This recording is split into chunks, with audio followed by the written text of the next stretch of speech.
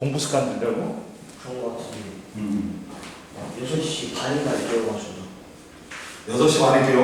그 무슨 알람벨 같은 거 있어가지고 일어날 수밖에 없습니다. 군대를 갔다 왔네. 예. 자, 봐봐. 40페이지 이제 사람의 유전이 있어. 사람의 유전은 유전 연구가 어렵다. 왜? 멘델의 유전 법칙은 발견하기가 좋았던 게 왜 그랬어? 유전 재료를 잘 선택했어. 완두라는 유전 재료를 잘 선택했어. 한 세대가 짧고 어떻게 돼? 대기병질이 뚜렷하고 그 다음 뭐야 자손수가 많고 그 다음 뭐 기르기 쉽고 자가수분하고 타가수분이 모두 가능하여 오는 의도대로 형질을 교배할 수 있었어. 근데 사람의 유전 연구가 어려운 거는 사람이 유전 재료로는 안 좋아. 응? 봐봐. 사람의 유전 연구 보자.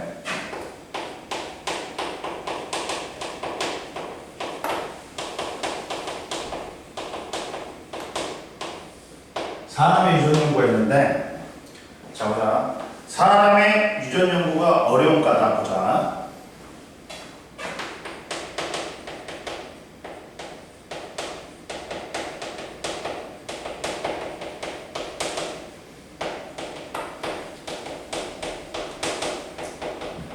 보면 사람의 유전 연구가 왜 어려울까? 첫 번째 봐라. 한 세대가 길어. 보통 몇 년이야? 한 세대가. 우리는 80년? 뭐 아니지. 이제 자기가 애를 낳는 기간 30년 보통. 요새는 더 미뤄지지. 왜 결혼 정년이가 늘어나니까 한 세대가 길어. 그리고 많이 나와봤자 자손을 갖다가 적게 낳지. 많이 나와봤자 무슨 3명 나오면 많이 나온다 그러지. 그러니까 자손수가 적어. 그러니까 통계 내기가 힘들어. 그렇잖아. 표본이 많으면 우리가 신뢰도가 높아지는데 여러 세대에 걸쳐 유전 형질을 갖다가 관찰하기 어렵고 통계 자료를 활용할 충분한 사례를 얻기가 어렵지. 야, 자기가 연구하는데 자기도 한 세대 지나면 죽어. 연구자가. 그러다 보니까 여러 세대의 형질을 갖다가 관찰하기가 힘들고 통계적으로 자료를 얻을 만큼의 사례가 적다. 사례를 얻기가 힘들다.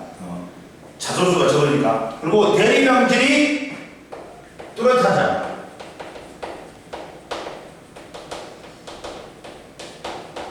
그리고 이미 교배가 불가능해. 야, 그렇잖아. 야, 우리 유전학을 위해서 너하고 너 결혼해. 같은 자손끼리 결혼해라. 호루장명시키지. 그러니까 완두는 타가수분도 가능했고 자가수분도 가능했고 이미 교배가 가능하단 말이야. 근데 얘는 우리가 교배 실험이 불가능하지. 우리 마음대로. 그리고 대리병질이 뚜렷하지 않고 대리병질이 복잡해. 그리고 환경에 영향을 받는다고. 그리고 이미 교배가 불가능해. 이러한 단점이 있다 보니까 사람의 유전 연구가 어렵단 말이야. 알겠어? 현준아.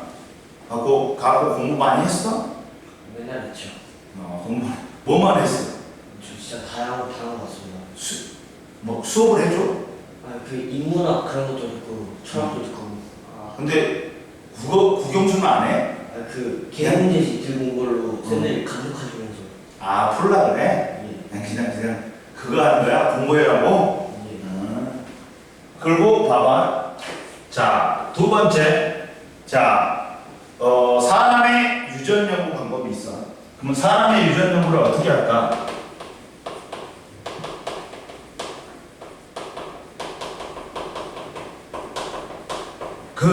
사람의 유전 연구 같은 경우는 이제 뭘 제일 먼저 하는 게 뭐야? 가계도 조사한다.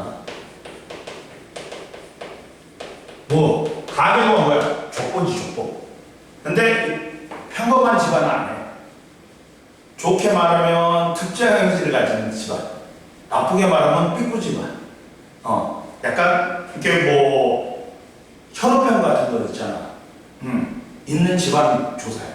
그러니까 특정 형질을 가진 집안에서 열애 세대에 걸쳐 이 형질이 어떻게 유전된지를 알아보는 방법이야. 특정 형질의 우열관계, 유전자의 전달 경로, 가족 구성원의 유전자형을 알 수 있고 태어날 자손의 형질을 예측할 수가 있다. 그러니까 특정 형질을 가진 집안을 연구해. 일반적인 형질을 가진 사람은 집안을 연구하는 게 아니라 특정 형질의 가진 집안을 연구하는데 우열관계, 유전자의 전달 경로, 가족 구성원의 유전자형을 알아보고 태어날 자손의 형질을 예측할 수 있다. 이해됐지? 그러면 옆에 가계도 조사할 때 쓰는 방법이 있어. 네모는 남자다. 동그라미는 여자야. 그리고 이렇게 찍대면 결혼한 거야. 남자, 여자야. 이렇게 되면 결혼한 거야. 그리고 이거는 자손이야. 이렇게 되면 밑에서 이해됐지? 부모고 자손이야. 그리고 두 번째 연구 방법이 쌍둥이 조사가 있다. 쌍둥이 조사가 있어. 쌍둥이 연구가 있어. 쌍둥이는 뭐가 있니? 일란성 쌍둥이하고 이란성 쌍둥이가 있어. 일란성 쌍둥이는 정장 하나 결합하고 수정란 하나 만들어진다. 이 하나가 두 개로 나뉘어. 그러다 보니까 유전적 구성이 어떻다? 달라요. 같아요. 같이. 왜냐면 수정란 하나가 나뉘었으니까. 얘는 유전적 구성이 같다 보니까 성별도 같고 유전자도 같고 다 같은 거야. 자, 그러면 일란성 쌍생아는 하나의 수정란이 발생 초기에 둘로 나뉘어서 각각 발생하지. 그러니까 유전자 구성이 어떻다? 같다. 그래갖고 형질의 차이는 뭐 때문에 나타난다? 환경의 차이에 의해서만 나타나. 이해됐어? 그리고 이란성 쌍생아는 뭐야? 정자 두 개, 난자 두 개 따로따로 결합하는 거야. 그리고 수정란이 되는 거야. 그러다 보니까 유전자 구성이 어떻다? 달라요. 다르지. 그러다 보니까 각각 두 개의 수정란이 동시에 발생하는 거여가지고 유전자 구성이 다르다. 그러면 형질의 차이는 두 개에 의해서 나타나. 유전자 구성과 환경에 의해서는 달라진단 말이야. 이해됐어? 자, 옆에 봐라. 일란성 쌍생아는 성별이 항상 같지만 이란성은 성별이 같을 수도 있고 다를 수도 있다. 이해됐지? 왜? 각각이 다른 정자와 난자가 만나고 다른 수정란이 됐기 때문에 유전자 구성이 틀려. 그러다 보니까 같을 수도 있고 성별이 다를 수도 있어. 그러면 그 다음 이제 세 번째 뭐니? 이제 통계 조사가 있다. 통계 조사. 이거는 무시간 방법이야. 통계를 내는 거야. 특정 형질에 대해서. 봐라. 특정 형질이 사람에게 나타나는 사례를 가능한 많이 수집하여 자료를 통계적으로 분석하는 방법으로서 형질이 유전되는 특징, 유전자의 분포를 알 수 있다. 그리고 마지막으로는 염색체하고 DNA 분석이 있어.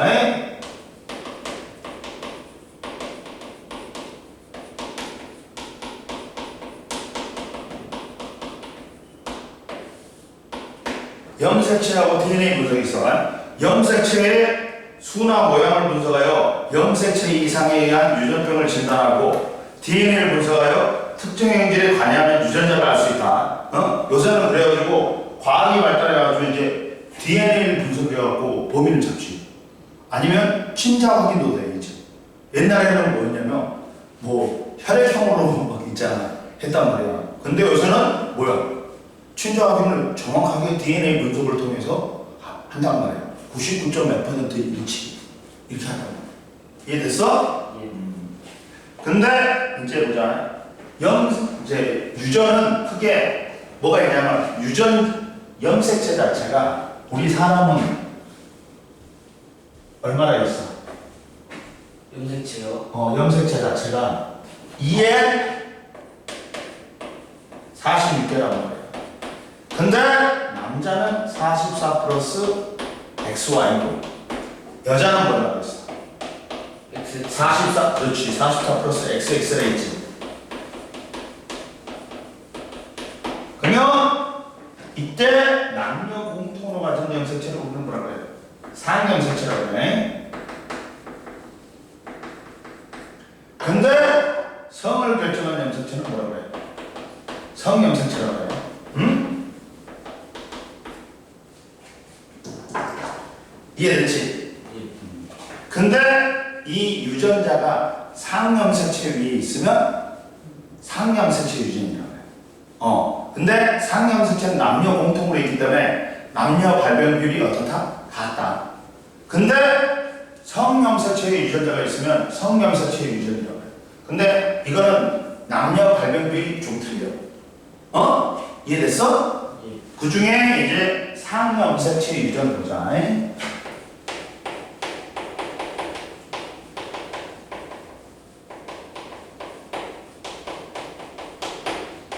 상염색체 유전을 보면, 자, 상염색체에 있는 한 쌍의 대립 유전자에 의해서 결정되는 형질이 있는데, 봐봐. 야, 혐알기가 가능이 우성이고 불가능이 열성이다. 이마선이 V자이면 우성이고 일자이면 열성이야. 보조개 있음이 우성이고 없음이 열성이야. 눈꺼풀은 쌍꺼풀이 우성이고 외꺼풀이 열성이야. 귀는 분리형이 우성이고 부착형이 열성이야. 분리형이 뭐냐면 이거야 이거. 이렇게 분리가 돼 있어. 선생님은 이렇게 돼 있어. 이게 선생님 여기 붙어 있잖아. 분리가 안 돼 있어. 너는 분리형이야. 그리고 미맹이 아님이 우성이고 미맹이 열성이야. 근데 얘는 맛을 못 보는 게 아니야.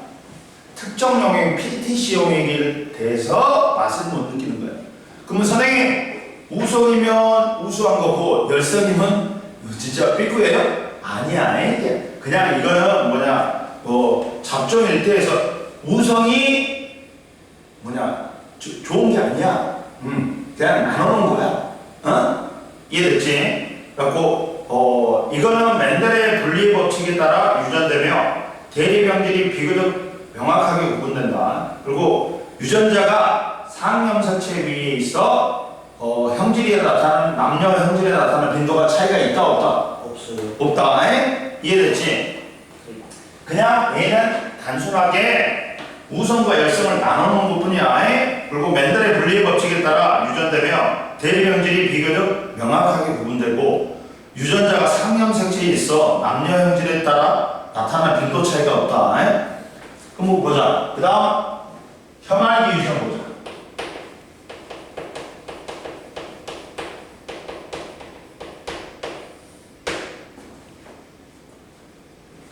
혐알기 유전 보자. 그러면 첫 번째 혐알기 가능 대립 유전자는 T는 라지 T는 혐알기 불가능 유전자 스몰 T에 대해서 우성이다. 그래가지고 얘가 혐알기 가능 유전자가 혐알기 불가능한 유전자에 대해서 우성이고 혐알기가 가능한 놈은 어떻게 나타나? 유전자에 라지 T, 라지 T나 라지 T, 스몰 T야. 불가능한 뭘로 나타난다? 작은 T. 그렇지. 스몰 T, 스몰 T로 나타난다. 그럼 보자. 이랬을 때 혐알기 가계도 분석에서 봐라. 이거 할 때 현준아 봐봐. 무조건 봐라.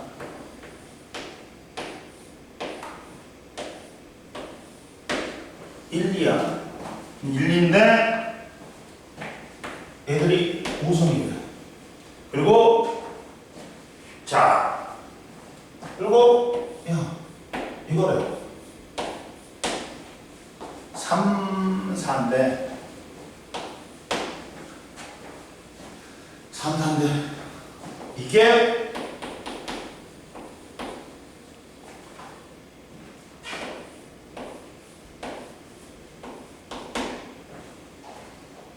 이렇게 돼요. 그러면 여기서 표현할 때 뭐부터 표현해라? 무조건 열성부터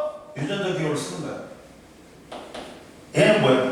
무조건 열성이니까 스몰 t 스몰 t지. 근데 스몰 t가 나오려면 우성은 우성인데 뭐 해야 돼? 라지 t야, 라지 t 스몰 t 해야 돼. 라지 스몰티. 그렇지. 그래야지 스몰 t가 나오죠. 이해됐어? 예. 그러면 얘들은 무조건 뭐 해야 돼? 작은 T 들어가 있어. 그렇지. 라지 t 스몰 t 해야 되지. 그리고 얘는 뭐 해야 돼? 이게 5번은 모른다. 응? 3번하고 5번은 몰라. 3번은 라지 t인지 라지 t 스몰 t인지 몰라. 그리고 5번도 야, 우성은 우성인데 뭐야? 얘가 라지 t인지 스몰 t 라지 t 스몰 t인지 몰라. 응? 이해됐어? 예. 이렇게 하는 거야. 그리고 옆에 보자. 자, 그러면 쌍둥이 연구에서 일란성 쌍둥이 가다 중에서 가나는 같은 환경에서 자랐대. 그리고 다는 다른 환경에서 자랐대. 그러면 야, 일란성 쌍둥이는 유전자 구성이 같지. 뭐 차이가 뭐 때문에 의해서만 나타난다? 환경. 그러다 보니까 야, 가나는 같은 환경에서 컸으니까 키라든지 몸무게가 거의 똑같아. 근데 다는 다른 환경에서 자랐대. 그러다 보니까 키하고 몸무게가 많이 다르지. 이해되니? 예. 몸무게가 많이 다르지. 키는 자라는 환경에 상관없이 거의 비슷하다. 유전자의 영향을 많이 받은 거야. 키는 거의 비슷하지. 근데 몸무게는 많이 다르지. 봐봐. 같은 환경에서 자랐을 때보다 다른 환경에서 자랐을 때 차이가 크다. 이게 키는 유전적인 영향을 받아갖고 거의 같은 환경이나 다른 환경이나 거의 비슷해. 근데 몸무게는 다른 환경에서 자랐을 때는 많이 틀리지. 즉, 환경에 영향을 많이 받는 겁니다. 몸무게는. 이해됐어? 그리고 미매는 PTC 용액의 쓴맛을 느끼지 못하는 형질로서 쓴맛을 느끼는 형질에 대해 쓴맛을 느끼는 형질에 대해 별성이다. 자, 41페이지 한번 풀어봐. 그래. 연필. 선생님이 옛날에 너 펜 선물 줬어? 펜이요? 그 볼펜 볼펜 줬어? 예. 알았어. 볼펜 알았어.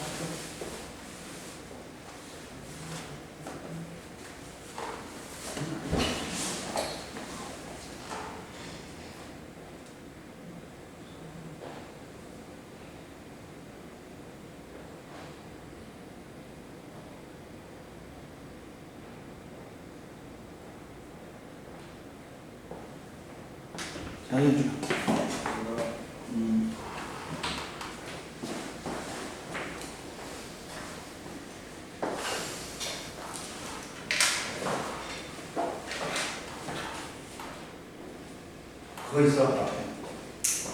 어떤 거요? 예. 앞에 캘 같은 거 있잖아. 예. 띄어야 돼.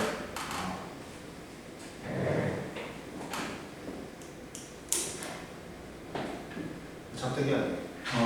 그럼 돼.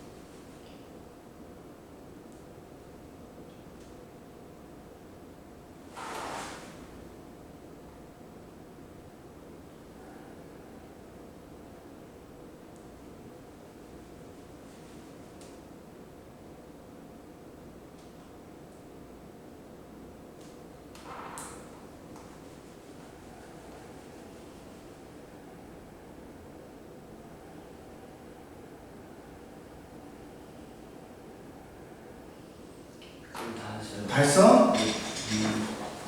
1번에 00X0, 2번에 기억니은, 3번에 0X0X. 틀린 거 있어? 1번에? 아직 1번에 3번 잘못 읽어가지고 죄송해요. 환경영향을 많이 받지. 그리고 4번에 야, 부모에게 어떤 형질이 갑자기 나타나지? 그게 열성이다.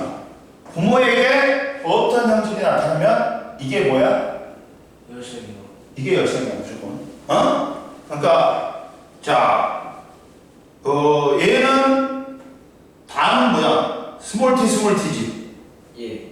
그리고 아빠 가나는 라지 t 스몰 t지. 둘 다. 이해됐지? 따라서 우성이 누구야? 혐알기. 야, 부모에게 어떤 형들이 다가 열성이잖아. 혐알기가 불가능한 게 열성이다. 혐알기 가능한 게 우성이다. 그래서 혐알기 가능한 게 우성. 1번. 2번은 가는 라지 t 스몰 t, 나도 라지 t 스몰 t, 다가 스몰 t 스몰 t야. 그러면 깃불 모양에서 봐라. 부모에게 어떤 형질이 갑자기 나타나는 게 열성이라 했지. 그러면 이렇게 되지. 자, 1, 2에서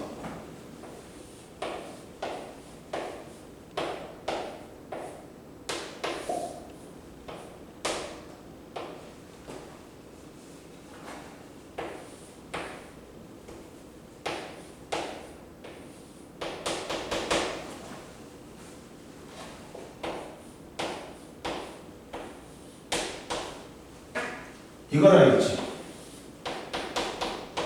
그러면 얘가 스몰 a 스몰 a.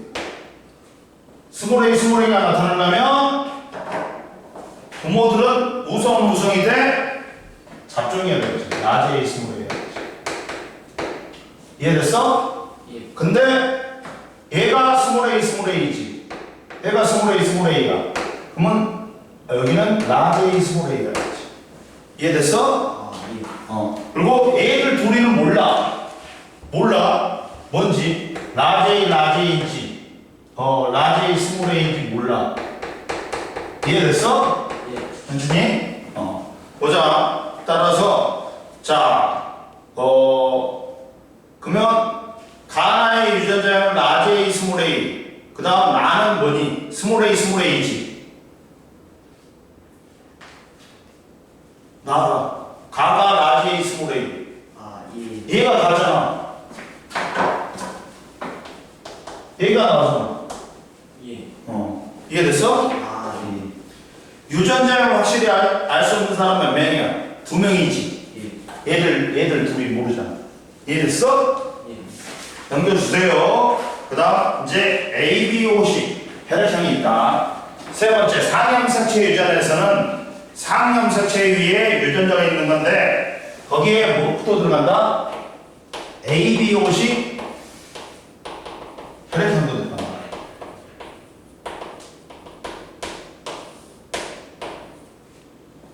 자, 봐라. ABO식 혈액형은 대립 유전자가 한 쌍이 아니야. 몇 개야? 대립 유전자가 세 개지. ABO형의 대립 유전자가 존재해. 세 가지 대립 유전자가 존재해.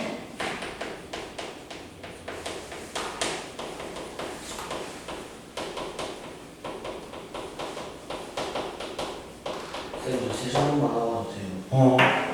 야, 정확지. 저 국어하고 번호 들려야 돼요. 빡세가지고. 야, 그 뭐냐, 아이스크림 갖고. 화장실 갔다 와서. 그래?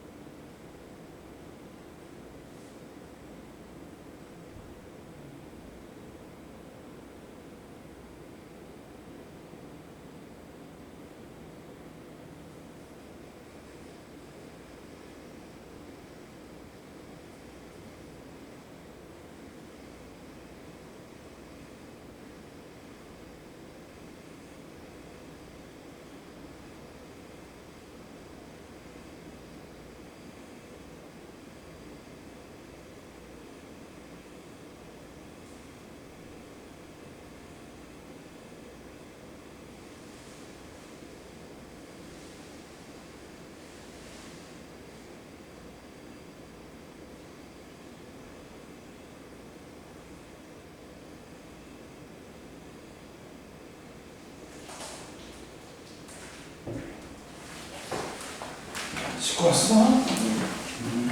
봐라 이제 ABO 혈액형은 대립유전자가 2개가 아니라 3개야. 그래서 대립관계가 3개, 여러 개라 그래서 복대립유전이라고 그래. 봐라 ABO식 3가지 대립유전자가 관여한다. 대립유전자 AB는 대립유전자의 O형에 대해서 우성이고, 자 대립유전자 AB는 우열관계가 없다. 어? 즉 봐라 이게 뭐야? 이렇게 됩니다. AB는 우열관계가 없어. 그리고 뭐에 대해서 우성이다? O형에 대해서 우성이다. 응?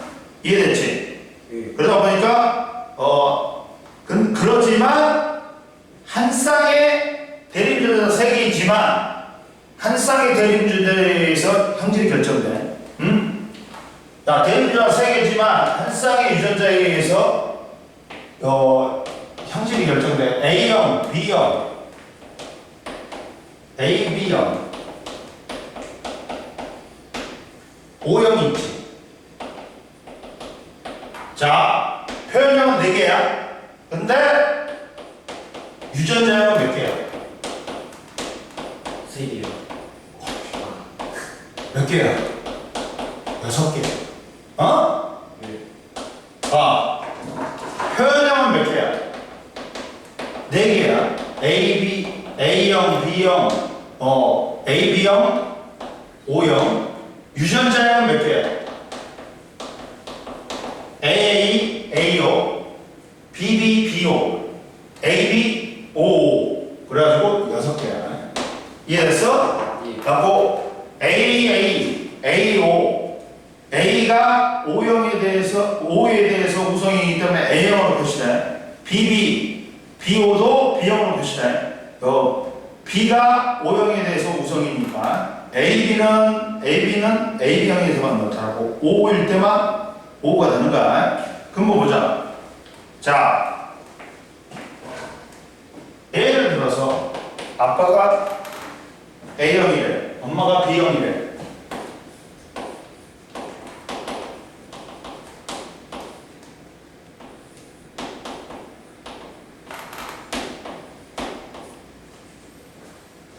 근데 O형이 나타나. O형이 나타나고 딸이 AB형도 나타나네. 그리고 B형이 나타났다. 그러면 야, 아빠 엄마는 뭐 해야 돼? O가 나왔잖아. 그러면 AO하고 BO 해야 되지. 그래야지 O가 된다. 이해됐어? 예. 근데 이 B형은 뭐 해야 돼? BO 해야 되지. 무조건. BO 해야 돼. 이해됐어? 예. 오케이. AO하고 BO가 만났지.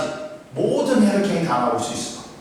AA, AO, BB, AO, BO, AB, OO가 다 나올 수 있어. 모든 혈액형이 다 나올 수 있다. 이해됐어? 안 됐어?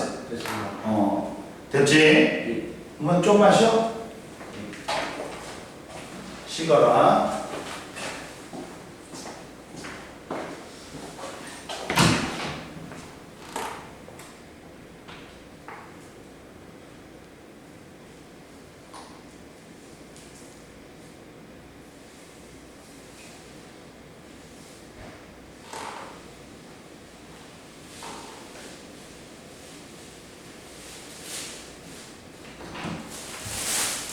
빨리 물어봐갖고 국어 선생님한테 물어봐.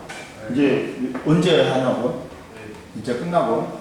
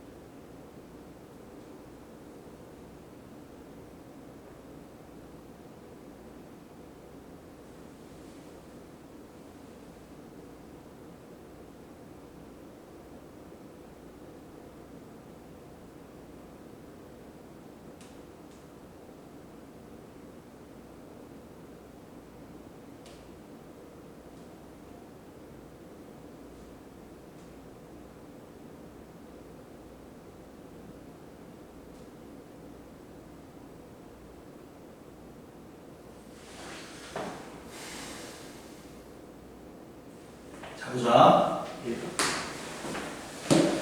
이제 성염색체 유전이 있어.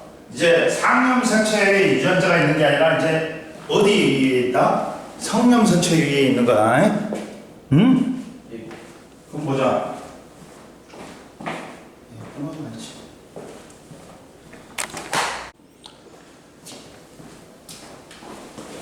성염색체 유전이 있는데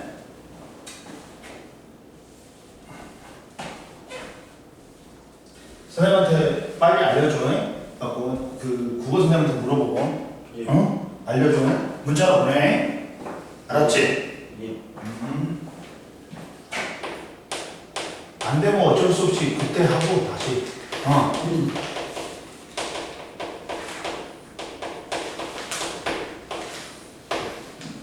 이번 주는 금요일 날 와. 금요일이요? 아. 이번 주는 금요일 날 와라. 그리고 그때 알려줘. 그럼 되지. 반성유전 보자. 이제 반성유전이 뭐냐? 상염색체 유전은 어떻게 된다 했어? 남녀에게 발병률이 어떻다?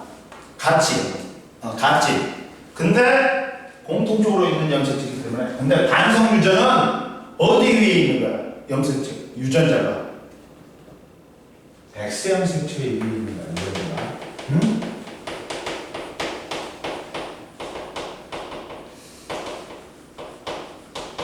어디에 있다고? X염색체 위에 있어. 예. 이해됐어? 예. 근데 한성 유전은 한쪽 성에만 한정된 유전이야. 유전자가 어디에 있다? 얘는 Y염색체 위에 있어. 그러면 Y염색체 위에 있기 때문에 누구만 걸려? 누구에게만 발생한다? 한성 유전은 Y염색체 누구만 있어? 남자만 있잖아. 그러니까 남자에게만 발생해. 그 귓속털 과다증이 있어. 귓속털이 뭐 이렇게 자라는 거 있어. 그다음에 이게 있고, 자 반성 유전은 유전자가 어디에 있어? 성염색체 중에서도 어디에 있다? 현준아? 그 X염색체 위에. 그러다 보니까 발병률이 남녀 발병률이 틀려. 누가 더 많이 발생해? 여자요. X. 아니지. 봐봐. 남자는 Y가 정상이고 하나만 있어도 걸리는 거죠. 아 그래요? 근데 여자는 XX도 정상이고 XX-로 보인자로서 정상은 정상이야. 여자는 X-X일 때만 뭐야? 그게 나타나는 거야. 그러니까 누구의 발병률이 높아? 남자는 X염색체 하나니까 하나만 걸려도 뭐야? 유전병인 거야. 대표적인 게 반성 유전의 대표적인 게 뭐 있어? 정록생명이 있어. 생명하고 혈우병이 있어. 혈우병은 뭐야? 생명은 뭐야? 색을 갖다가 색약이 있어. 우리가 색의 삼원색이 있어. 빨록초 있지. 빨록초지. 그러면 이걸 약해지는 거. 이게 약간 칼라TV는 칼라TV인데 약간 번진 칼라TV. 색약은 생명은 흑백TV야. 약간 색을 못 봐. 정록생명이면 정록생명을 못 봐버리는 거야. 그러면 이 사람은 신호등을 못 본다는 거야. 그러니까 운전면허를 못 타. 신호등이 있잖아. 빨간색, 파란색, 초록색이잖아. 신호등을 보면 이게 정록생명이 제일 많아. 적색하고 녹색을 구별을 못하는 거야. 색을 못하는 거야. 정록생명은 붉은색하고 초록색을 잘 구별하지 못하는 유전물질로서 정록생명 유전자가 어디 위에 있다? X요. 성염색체인 X염색체 위에 있다. 그리고 자 X염색체 위에 있고, 그래가지고 X가 정상 유전자가 생명 유전자에 대해서 우선인가? 어? 그리고 누가 더 많이 나타난다? 여자보다? 남자. 그렇지. 여자보다 남자에게 발병 비율이 높아. 이해됐지? 그 다음 보자. 그리고 성형색체의 구성이 이게 남자 같은 경우는 봐라.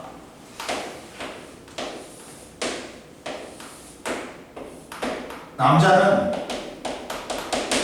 자 XY는 정상이야.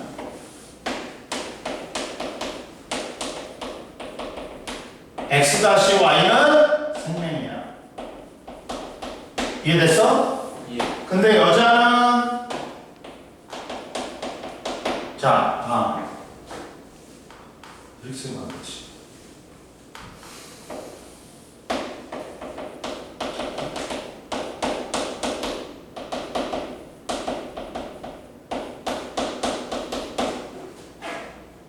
정상이 뭐냐? 여자는 XX도 정상이고 X-도 정상이야. 근데 뭐라 그래? 보인자라 그래. X- 생명 유전자를 갖고 있기 때문에, 생명은 뭐만? 이것만 생명이야. 이해됐어? 예. 여자보다 남자에게 더 많이 나타난다. 성형색체의 구성이 XY인 남자는 정록생명 대립유전자 한 개만 있어도 정록생명이 되지만 성형색체 구성이 XX인 여자는 두 개의 X형색체 모두 정록생명이 대립유전자가 있어야지만이 정록생명이 되기 때문이다.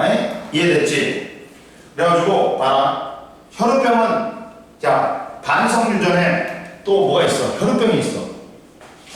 혈우병이 있어. 혈우병은 이제 피가 나는데 이렇게 혈액 응고하는 그 형질이 뭐냐 잘 작용을 못해.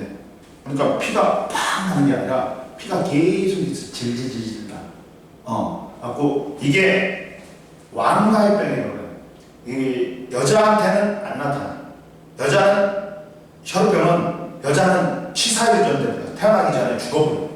갖고 남자에게만 나타나. 그래갖고 이게 이게 옛날에 그 근대에 영국 공주들이 많이 독일로 시집가고 러시아로 시집갔단 말이야. 그래가지고 근데 보인자였어. 혈우병 보인자였어. 그러다 보니까 아들이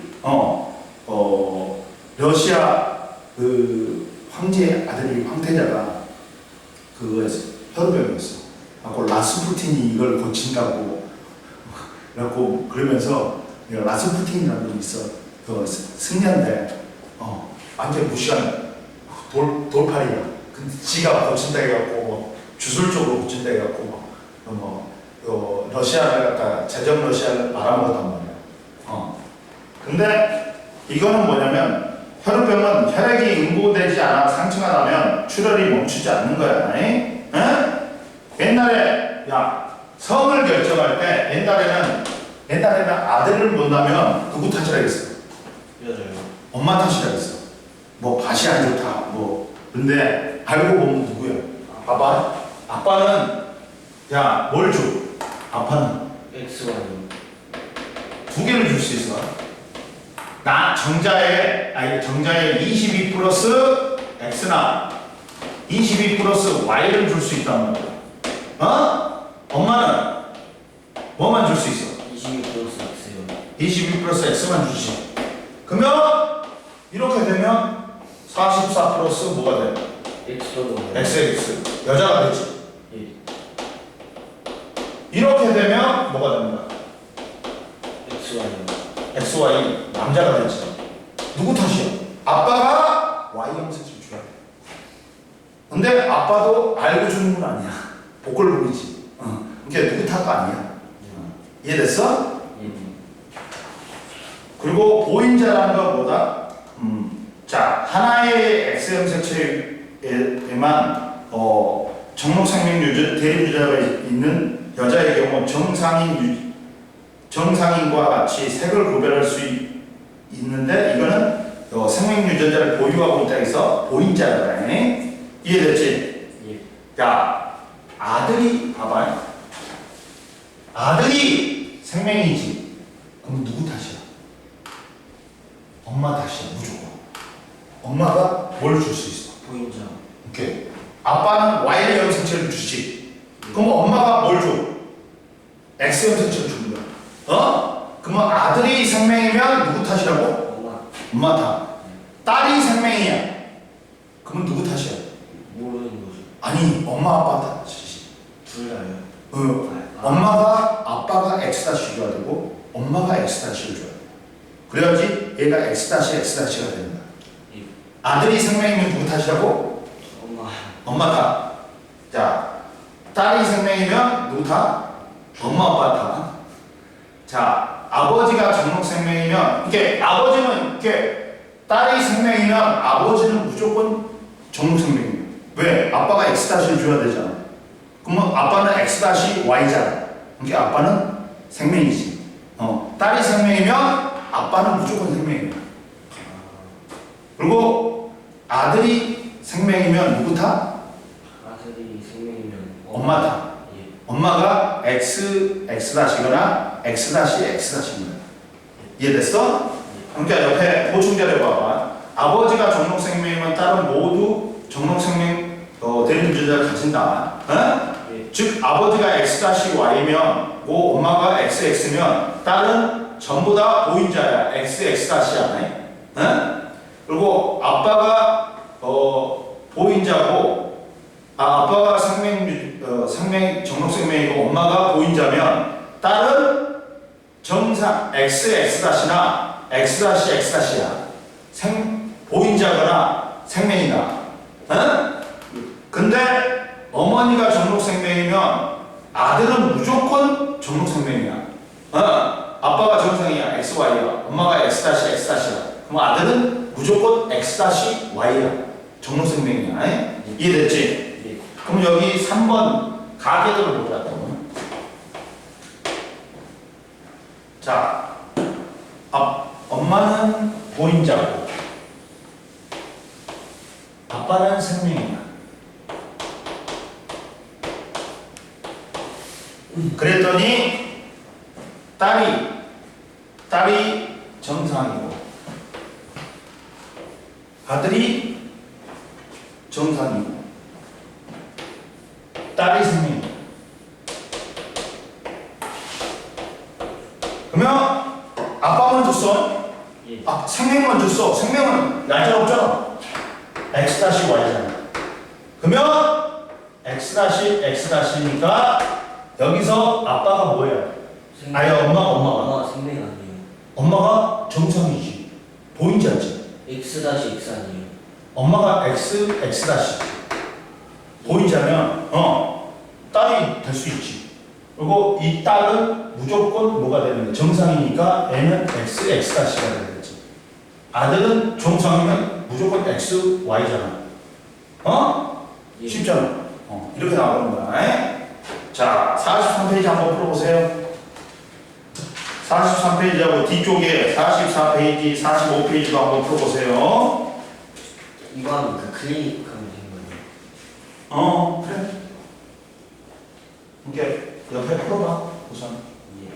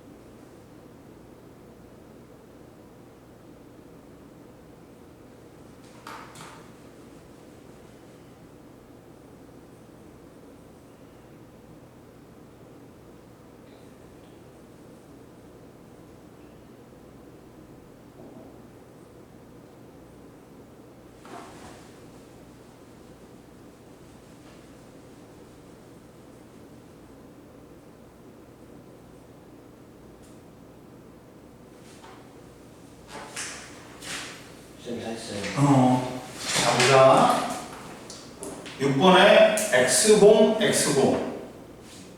자, 7번에 1번이 가가 A형이고 A5야. 어? 예. 그래야지만이 5가 나올 수 있어. 어? AB하고. 이게 봐봐. 현준아. A5, B5일 때만 모든 혈액형이 다 나오는 거야. 예. 봐봐.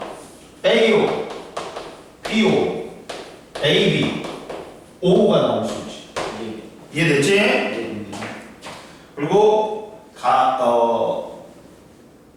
가는 A형하고 A5, 2는 B5, 예. 그리고 3번은 A형, B형, AB형, O형. 그리고 8번은 00XX. 그 다음 9번에 1번은 XX, XX 다시, XY, X 다시 Y. 이해됐지? 예. 그 다음 2번은 X, X 다시, X 다시, X 다시, XY, X 다시 Y. 그리고 3번은 X 다시, X 다시, X 다시 Y. 그 다음 9번에 10번에 1번은 가는 X 다시 Y, 나는 X, X 다시. 2번에 5명. 숙제를 해야 여기 몇 페이지까지? 49페이지는 까지는. 그 다음 보자 이제. 자, 이제 역학적 에너지 전환과 보존을 보자. 역학적 에너지 전환과 보존을 보자.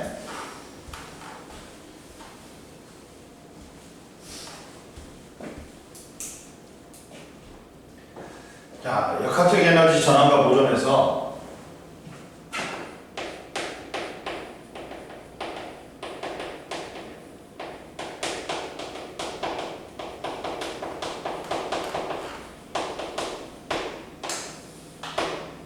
첫 번째 봐봐. 자, 역학적 에너지란 뭐야? 움직이는 물체가 갖는 에너지야. 자, 움직이는 물체가 갖는 에너지야. 근데 역학적 에너지라는 건, 야, 위치를 가지면 갖는 에너지 뭐가 있어? 높이를 가지면 갖는 에너지. 위치 에너지가 있어. 예. 응? 뇌는 위치 에너지이고, 운동하는 물체가 갖는 에너지. 속력이 있으면 갖는 에너지가 뭐야? 운동 에너지야. 응? 즉, 움직이는 물체가 갖는 에너지가, 근데 얘는 높이를, 질량은 있으니까 높이만 가지면 갖는 에너지. 얘는 움직이는 물체, 속력, 운동하는 물체가 갖는 에너지, 속력이 있어야 돼. 그러다 보니까 얘의 공식은 9.8 mH. 얘의 공식은 뭐야? 2분의 1 mv 제곱으로 이항으로 일정해야 돼. 이해됐어? 마찰이 없을 때. 지그들끼리만, 왜 이게 일정해? 마찰이 없으면 자기들끼리만 주고받아. 자기들끼리만 주고받아. 이해됐니? 예. 그럼 보자. 역학적 에너지는 물체가 가진 위치 에너지와 운동 에너지 합이다. 근데 역학적 에너지 전환은 물체의 높이가 변할 때 위치 에너지가, 이렇게 역학적 에너지는 전환된다.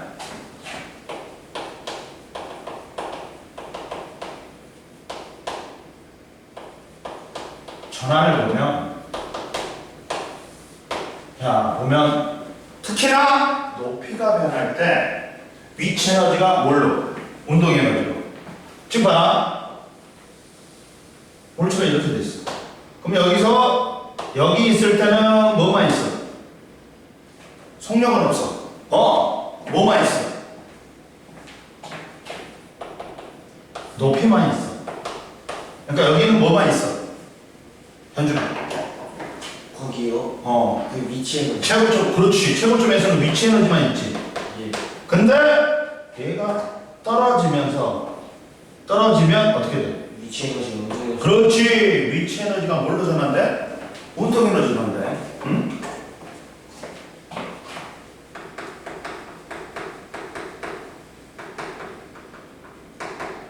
그리고 그러다 보니까 여기는 위치 에너지도 있고 운동 에너지도 있어. 근데 최하점에서는 뭐만 있다? 높이가 0이야. 뭐만 있어? 운동 에너지. 그렇지. 운동 에너지는 있지. 그러면서 이제 올라가면 어떻게 돼? 반대로 바뀌어요. 자, 운동 에너지가 뭘로 전환돼? 위치 에너지. 그렇지. 위치 에너지. 그러다 보니까 이때는 위치 에너지 플러스 운동 에너지. 그리고 또 최고점이면 뭐만 있어? 높이만 있지. 위치 에너지는. 이해됐어? 예. 야, 높이가 낮아지면 위치 에너지가 뭘로 전환돼? 운동 에너지. 높이가 높아지면 운동 에너지가 위치 에너지로 한대. 근데 잘 봐라. 근데 이때 감소한 위치 에너지하고 증가한 운동 에너지하고 어떻다? 양이 어떻다? 같다. 만약에 예를 들어볼게. 어떤 물체가 자연학하냐? 그러면 자, 최고점에서는 속력이 어떻게 돼? 0이지. 예. 그러니까 뭐만 있어? 위치 에너지. 그렇지. 나머지 지점들은 속력도 있고 높이도 있지. 그러니까 뭐도 있어? 위치 에너지도 있고. 운동 에너지. 그렇지. 운동 에너지도 있어. 근데 최하점은 뭐만 있냐? 운동 에너지. 그렇지. 이게 같아. 고로 첫 번째 최고점의 위치 에너지,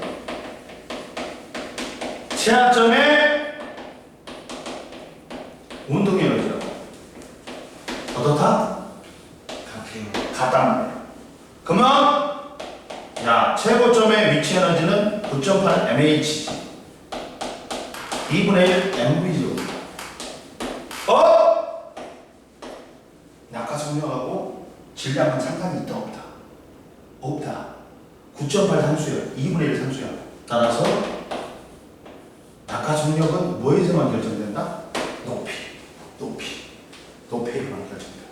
그리고 도달 시간도 자연학에서는 뭐에서 결정된다? 높이에서 결정된다.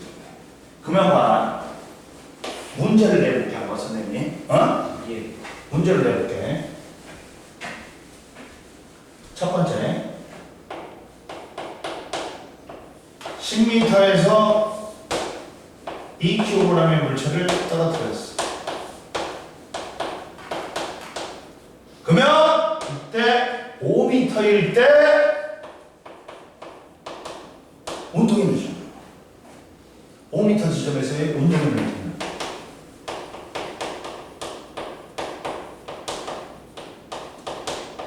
물어봐. 그러면 감소한 위치 에너지가 뭘로 전환돼?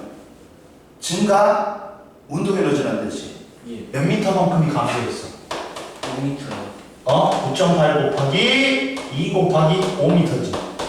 그러면 98줄이 뭘로 전환된다? 운동 에너지로 전환된다. 그러다 보니까 5m 지점의 운동 에너지는 98줄이야. 이해됐어? 예. 그러면 최하점에서의 운동 에너지는 얼마야? 그 0. 9.8 곱하기 2 곱하기 10이지. 예.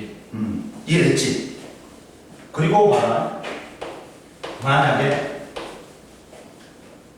어떤 물체를 7m/s로 2kg의 놈을 1kg의 놈을 7m/s로 쐈어.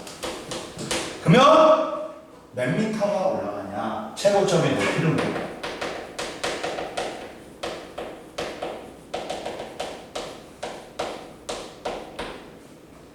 야, 최고점의 위치 에너지는 최하점에 뭐가 왔다? 운동이는 운동 에너지. 그러면 질량 주니까 9.8 곱하기 H는 2분의 1 곱하기 7의 제곱이지. 그럼 얼마야? 49지. 예. 5잖아. 따라서 최고점 높이는 2.5m다. 이해됐어? 예. 최고점 높이나 지면 도달 속력은 최고점의 위치 에너지하고 최하점의 운동 에너지랑 같다고 보면 돼. 이해됐어? 역학적 에너지 보존에 의해서. 이해됐지? 지면 도달 속력, 지면 도달 시간은 뭐에서 결정된다? 높이. 예. 높이. 질량하고 상관이 있다 없다? 없다. 없다. 지워줬잖아. 예. 물체이기도 하고. 그리고 세 번째 문제 보자. 세 번째 문제를 보면, 자, 야, 2kg인 놈을 10m에서 떨어뜨렸어. 이때 위치 운동 에너지가 위치 에너지의 4배가 되는 지점.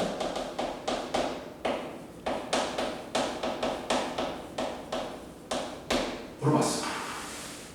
4배가 되는 지점. 어디야? 네.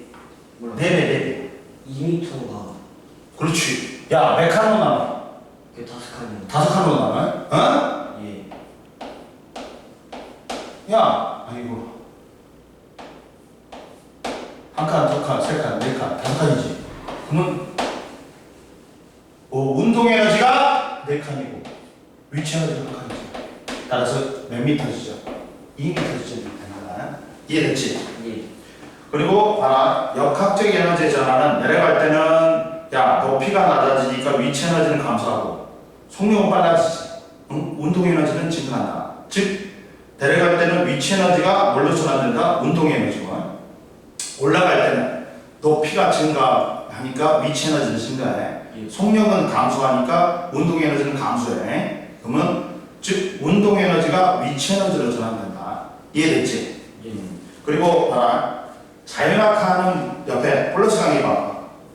자연학하는 물체의 운동의 에너지 구하기.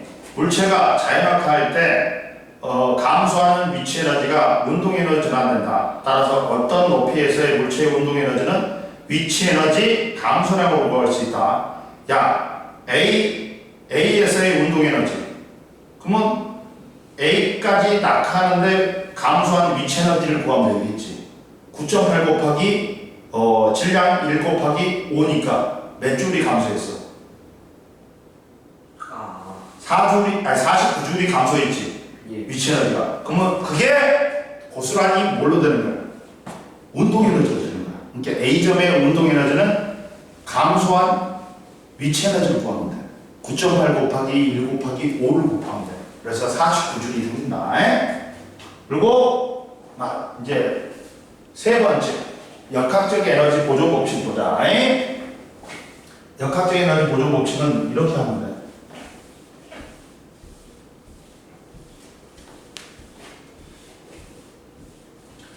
오늘 여기까지만 할까? 예.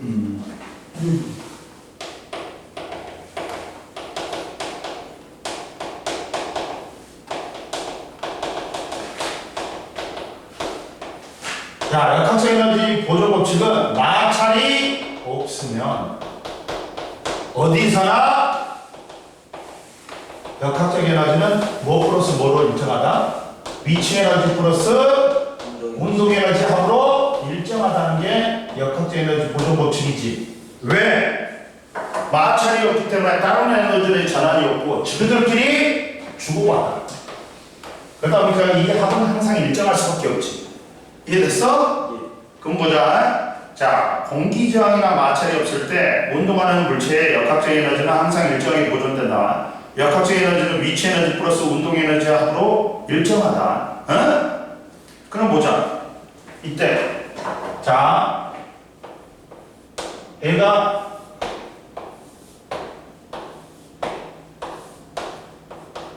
H1이었어. 얘가 H2였어.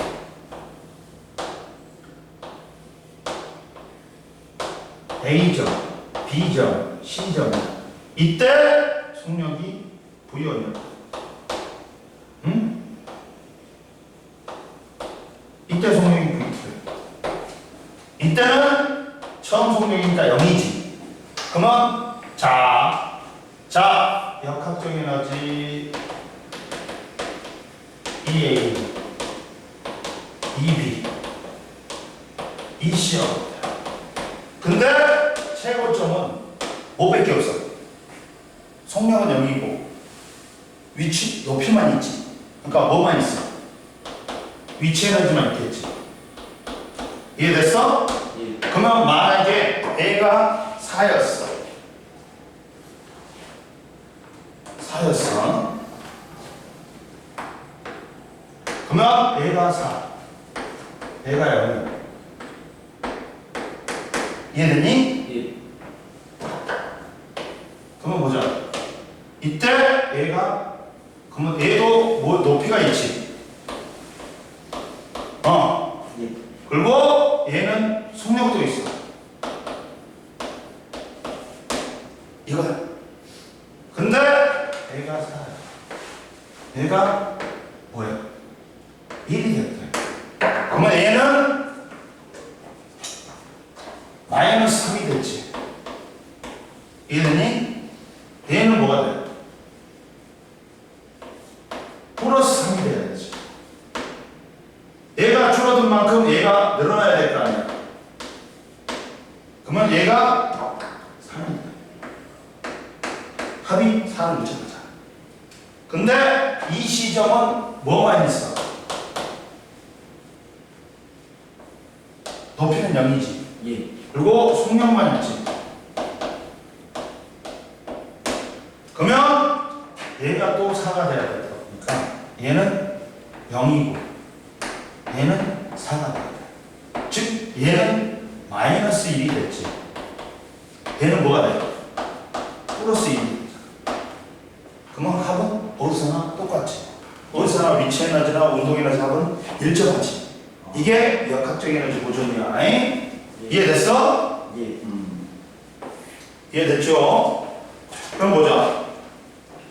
그러니까 뭐 역학적 에너지는 공기 저항이나 마찰이 없을 때 운동하는 물체의 역학적 에너지는 항상 일정하게 보존된다. 왜? 역학적 에너지는 위치 에너지 플러스 운동 에너지 합으로 항상 일정하다. 왜? 자기들끼리만 주고받으니까. 따라서 자, 9.8 mH는 9.8 mH1 플러스 2분의 1 mv 제곱 v1의 제곱하고 또 2분의 1 mv2의 제곱하고 같아야 돼. 그리고 자, 왕 옆에 밑에 봐봐. 연직 위로 던진 물체 운동이다. 연직 위로 던진 물체 운동이야. 이거야. 이거란 말이야. 이거야. 그러면 자, 위로 던졌지. 1, 2, 3으로 올라가지. 그러면 어떻게 돼? 속력은 감소하고 높이는 증가하지. 그러면 운동 에너지가 뭘로 전환돼? 위치 에너지. 그렇지. 속력이 감소하니까 1, 2, 3은 운동 에너지 감소해. 높이는 증가하니까 위치 에너지는 증가해. 즉 운동 에너지가 위치 에너지로 전환된다. 감소한 운동 에너지가 만큼 위치 에너지가 증가해. 내려올 때는 4, 5, 6이 될 때는 높이는 감소하지. 위치 에너지는 감소해. 속력은 증가해. 운동 에너지가 증가해. 즉 위치 에너지가 운동 에너지로 전환된다. 감소한 위치 에너지만큼 운동 에너지가 증가한다. 그러면 위치 에너지와 운동 에너지가 서로 전환되면서 역학적 에너지, 위치 에너지 플러스 운동 에너지 합은 항상 일정하다. 역학적 에너지가 보존된다. 역학적 에너지는 항상 일정하므로 지면에서의 물체의 운동 에너지는 최고점에서의 위치 에너지와 같다. 즉 1에서의 운동 에너지나 3에서의 위치 에너지나 같다. 그리고 4부터는 물체가 자연학한다. 4에서 위치 에너지는 6에서의 운동 에너지와 같다. 최고점의 위치 에너지나 최하점의 운동 에너지는 어떻다? 같다. 그리고 옆에 보자. 왕복 운동하는 물체의 역학적 에너지 전환과 보존이야. 줄에 매달린 이것들을 일정한 간격으로 왕복하는 운동이라서 주기운동이라고 해. 근데 줄에 매달린 물질의 운동 또는 반원형 공면에서의 공의 운동. 양끝점에서는 A, B점에서는 멈춘 다음에 내려와야 돼. 멈춘 다음에 내려와야 돼. 그러니까 속력은 양끝점은 0이야. 그리고 위치 에너지는 최대야. 그리고 여기 가운데 5점은 운동 에너지는 최대고 위치 에너지는 최소야. 최소는. 그럼 봐. A점하고 B점은 위치 에너지는 최대고 운동 에너지는 0이다. 그리고 근데 봐봐. 이게 왜 그러냐면 야, 해주라. 이렇게 높이가 남아있어. 높이가 남아있어. 높이가 있단 말이에요. 그러면 여기는 위치 에너지는 최대라고. 그리고 속력은 0이니까 운동 에너지는 0이겠지. 얘도 위치 에너지는 최대고 운동 에너지는 0이 나옵니다. 그러면 5점은 위치 에너지는 최소겠지. 운동 에너지는 최대다. 이해됐어? 예. 그럼 내려오면 위치 에너지가 운동 에너지로 안 되고 올라가면 운동 에너지가 위치 에너지로 안 된다. 이해됐지? 예. 그러니까 물체 A점에서 O점으로 이동할 때는 운동할 때 위치 에너지가 운동 에너지로 전환되고 5점에서 B점으로 운동할 때는 운동 에너지가 위치 에너지로 전환된다. 즉 역학적 에너지는 모든 위치에서 일정하게 보존된다. 59페이지 한번 풀어봐. 그리고 끝내자.